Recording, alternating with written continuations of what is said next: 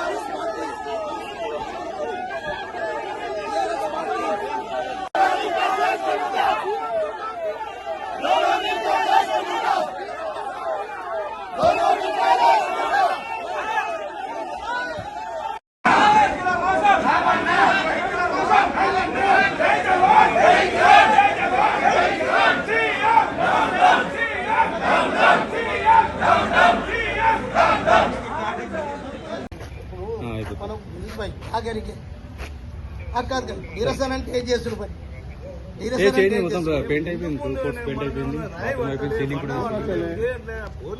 నిరసన లేకపోతే మరి రైతుల కొరకు లేకపోతే బీఆర్ఎస్ పార్టీ లేకపోతే రైతులు చచ్చిపోలే, రైతులు ఆత్మహత్య చేసుకొని బయటకు వెళ్ళిపో గంట కూడా ముసలి లేకపోతే ఏమర్థం కావచ్చు.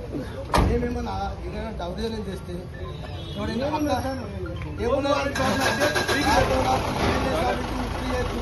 ఇవ్వడానికి ముక్కలు చేయొచ్చు, దాన్ని కొట్టలేము, సమర్థన సిస్టమ్ మేము ఎక్కడన్నా అరాచకం చేసి ఎప్పుడన్నా ఇల్లు అద్దాల వాళ్ళు కొట్టి ఎవరైనా పర్సనల్ దాడులు చేస్తే అర్థం. మరి చెప్పండి. ఇయ్యలటి అంటే రాష్ట్ర ప్రభుత్వము, కేంద్ర ప్రభుత్వం కలిసి ఏ రకమైన పోలీసులకు చెప్పి మీరు ఏం చేస్తారో, ఎట్లా చేస్తారో, ఎమ్మెల్యే, ఎంపీ ఇల్లు ముట్టడి కావద్దని చెప్పి పోలీసులను పెట్టి ఈరోజు మా కోరికను, మా వాంఛను మరి పక్కదారి పట్టి ఇలా పోలీసుల పని పోలీసులు చేస్తే మరి మేము యాజ్ ఏ ప్రజాస్వామ్య పద్ధతిలో ఒక ప్రతిపక్ష పార్టీ పోలీసుల పాత్ర పోలీసులు చేస్తున్నాం. మరి ప్రతిపక్ష పార్టీ ఏం చేయాలా? ఇలా రైతులు ఆత్మహత్యలు చేసుకొని చస్తున్నారు. అలా రంగు మారిన సోయాబీన్ కొనమంటున్నాము, తేమ లేకుండా పత్తిని కొనుగమంటున్నాము. రైతు భరోసా ఇప్పటిదాకా 3 కిస్తులు అవుతున్నాయి, ఇప్పటికి ఎగ్గొట్టిండ్రు.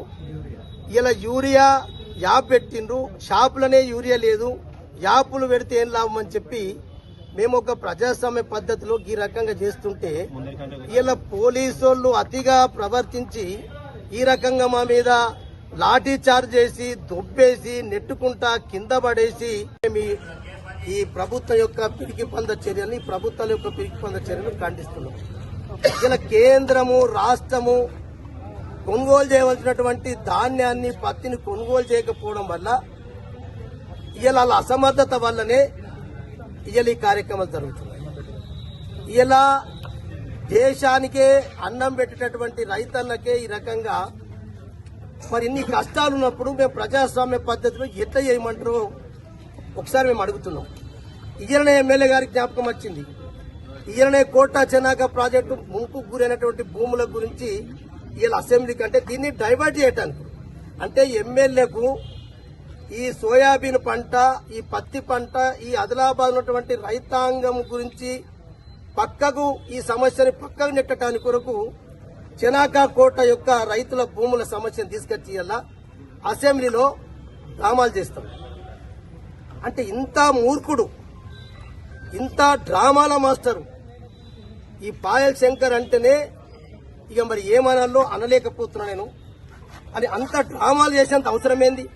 సరే చెయ్యి, కోటా చెనాక భూములు పోయిన వాళ్ళు చెయ్యు. కానీ ఇలా నువ్వు ముఖ్యమంత్రి గారిని రంగుమాలిన ధాన్యం కొనమని చెప్పి ఇక్కడ మీటింగ్లు అడుగుతావు, నిన్న అక్కడ దరఖాస్తు ఇస్తావు, తుమ్మల నాగేశ్వరరావు గారికి దరఖాస్తు ఇస్తావు. తుమ్మల నాగేశ్వరరావు ముఖ్యమంత్రి ఏమో కేంద్రానికి లేఖలు రాస్తావు. చేస్తే రైతులు చావన్నా? మరి రైతులు చచ్చిపోవన్నా? చెప్పండి. ఇక రైతులు సత్యగతికి వచ్చినప్పుడు మేము ప్రతిపక్ష పార్టీలో మేము కూడా వాళ్ళ ప్రాణాలు ఇస్తామని. ఈ పోలీసు వాళ్ళు ఇట్లా ఎంత అణచివేత చేసినా ఖచ్చితంగా ఇది ఆగదు.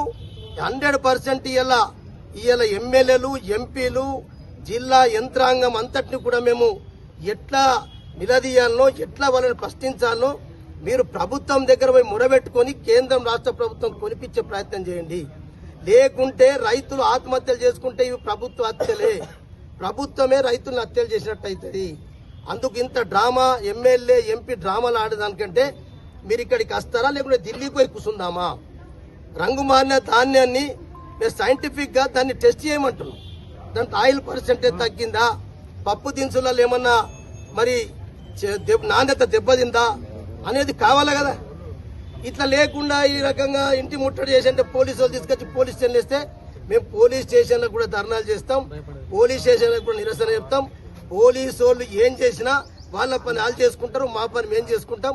మేము పోలీస్ స్టేషన్లో రాత్రి వాళ్ళు కూడా ఇక్కడనే నిరసన కార్యక్రమాలు కూడా చెప్పడానికి సిద్ధంగా ఉన్నామని చెప్పి ఇలా మీడియా ద్వారా ఈ రెండు ప్రభుత్వాలకు, ఈ అసమర్థత ప్రభుత్వాలకు మరి మీడియా ద్వారా వాళ్ళకి నేను ఈ హెచ్చరిక చేస్తాను.